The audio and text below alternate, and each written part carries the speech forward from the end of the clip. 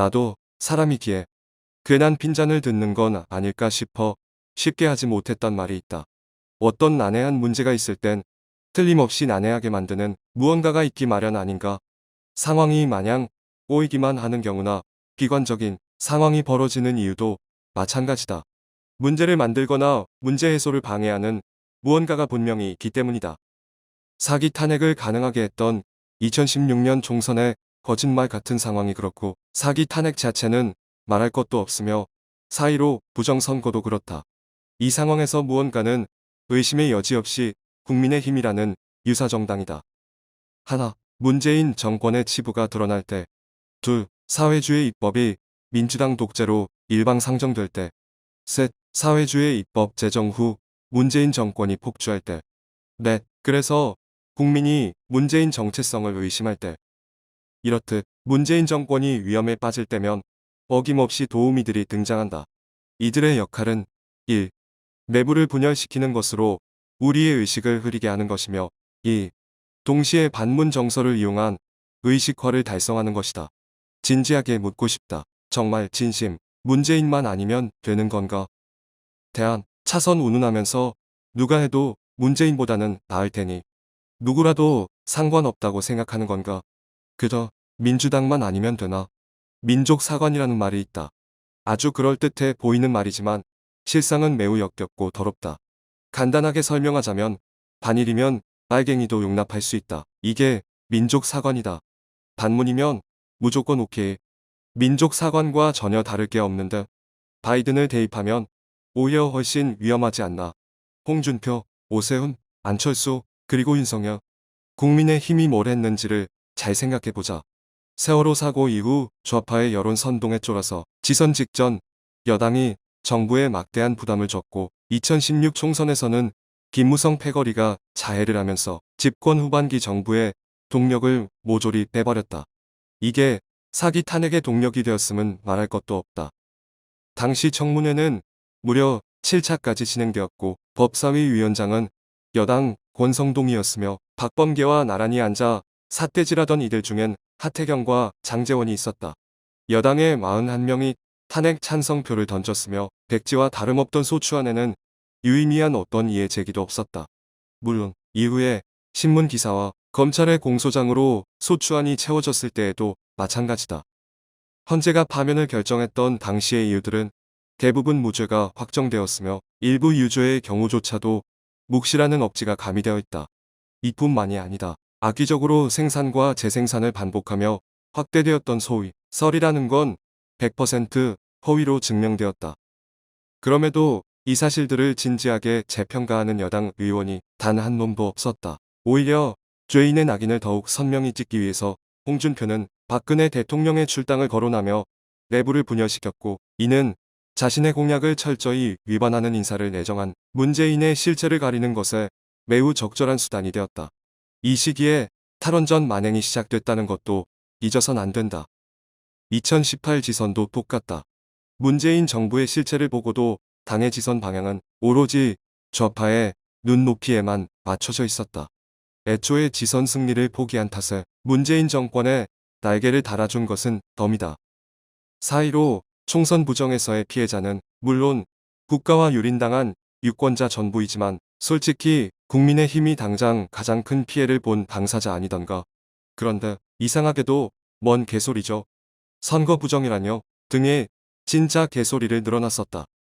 미국 대선에서도 똑같다. 대선 일정 이전부터 벌써 바이든 행정부라는 표현을 쓰더니 명백한 증거와 정황이 드러났음에도 변함이 없다. 너무 궁금하다. 트럼프 행정부와는 왜 얘기하지 않았나? 문재인이 국가안보를 뿌리째 뒤흔들고 평택 험프리스에는 반미 주한미군 철수 배너가 널려 있는데도 왜 방치했나? 더위도 추위도 아랑곳하지 않은 채 좌파와 현장에서 맞서 싸웠던 애국 단체와는 왜 협력하지 않았나? 결국 배후가 중공이라는 건가? 뉴스가 좀 더 나와봐야 알겠지만 문재인이 북한에 건설하려 했던 원전이 가압중수로라는 말이 있다. 영구 폐쇄가 확정된 월성 원전이 가압중수로다. 박정희 대통령의 해안이 담겼다는 월성 원전인데 왜일까? 경수로와 달리 중수로는 천연 우라늄을 사용하기 때문에 플루토늄이 생산된다. 그리고 이건 곧 핵무기를 의미한다. 즉, 중수로 원전 건설 지원은 자체 핵 무장의 가능성을 완전히 없애버리는 반역인, 동시에 북한에 핵무기를 제공하는 것과 다름없다.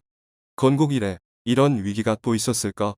도대체 국민의힘은 왜 가만히만 있나? 이게 단순히 규탄 성명 하나로 퉁칠 일인가? 탄핵은 사치고 즉시 형사 절차를 통한 처벌을 주장해야 하지 않나? 현직 대통령도 소추되는 것으로 헌법에 명시되어 있는 거 아닌가? 내란죄와 의원죄는 대단히 중대한 범죄이므로 대통령이라 해도 절대 범해서는 안 되는 범죄다. 즉, 위반 시 엄격히 처벌하겠다는 헌법의 의지 아닌가? 이어서 이 헌법의 의지는 소련과 중공에 인접하며 한반도를 불법 점거한 범죄단체 북한과 마주하고 있는 우리의 안보 상황상 체제 수호의 마지노선 아닌가? 이는 대한민국의 정치인으로서 마땅히 가져야 할 기본 소양이자 정체성, 그리고 국가관과 주적관에 해당하는 것인데, 본격 저항이 없다면 당연히 보수는 될 수 없으며 철저히 위장한 간첩으로 보는 게 합당하지 않을까? 그리고 여기에 소속된 인간들을 하나하나 찾아보자. 단발성 발언 하나에 우리가 환호하며 만족하는 건 진짜 손해가 커도 너무 큰 거래 아닌가? 국민의힘은 정치의 기본도 기대하지 못할 만큼 한심하고 무능하다. 정치꾼을 장사꾼으로 바꿔보면 쉽게 판단할 수 있다. 산업부는 어처구니없게도 원전 건설 북한 지원은 아이디어 차원이라고 했다. 당당하다면 도대체 왜 숨겼으며 왜 삭제했을까? 설령 진짜 아이디어라고 하더라도 발상 자체가 이미 역대급 이적 행위다. 청와대는 그냥 대놓고 법적 대응 운운하며 협박과 겁박으로 입을 틀어막으려 하고 있다. 장사꾼이면 뭘 해야 할까? 청문회든 국조든 마냥 내질러서 뭐라도 얻어내야 하지 않나. 어제 날짜까지의 자칭 우파라는 개새끼들의 유튜버 채널도 꼭 확인해보자. 제법 큰 규모와 인지도를 가진 어느 누구도 다루지 않고 있다. 이들은 모두 작은 정규제, 조갑제, 이병태다. 부정선거를 확실히 짚어야 하는 가장 큰 이유는 반복적인 부정과 조작을 방지하기 위해서다. 국민의힘이 진짜 보수 정당이었다면 부정선거 규탄에 앞장섰어야 했으며 종종 종북 정권의 실체가 드러나는 사건을 활용하여 선거에 안전장치를 걸었어야 했다. 정규제도, 조갑제도, 이병태도, 작은 정규제도, 작은 조갑제도, 작은 이병태도 이런 주장을 절대 하지 못한다. 왜? 이미 처음이 틀렸기 때문이다.